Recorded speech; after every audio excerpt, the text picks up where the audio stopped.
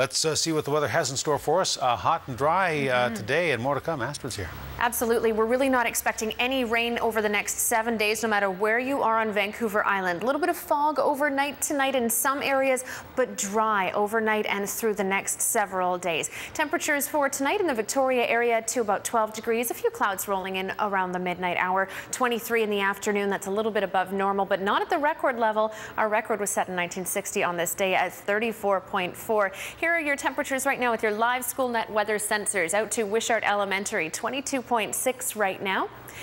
And we'll head to Journey Middle School. Slightly cooler at the waterfront there in Souk, 15.7, but still dry, lots of sunshine. Your satellite picture shows you a slight disturbance here that's going to move on up to the north coast, and that's where it's tracking right now. We are watching higher pressure and a ridge of high pressure that's through the central coast area. That's going to keep the skies fairly clear and the temperatures nice and warm. So if you like today, you're going to see a little bit more of that.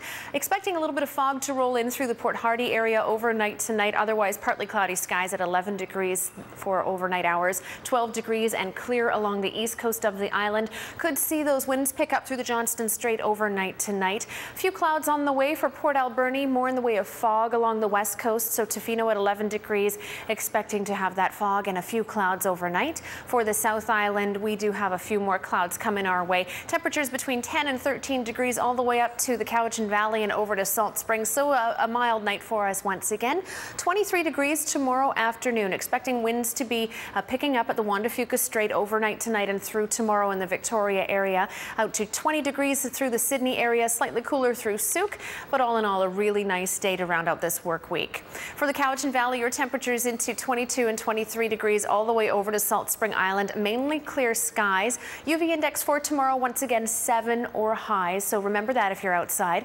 Highs up to 24 degrees for the Nanaimo area. That's normal for this time of year. Mainly sunny skies on the way for Friday. To the west coast, expect that fog to stick around for a few hours in the morning, but clear up. Highs to 20 degrees through Tofino, Ucluelet. A little bit warmer in Bamfield.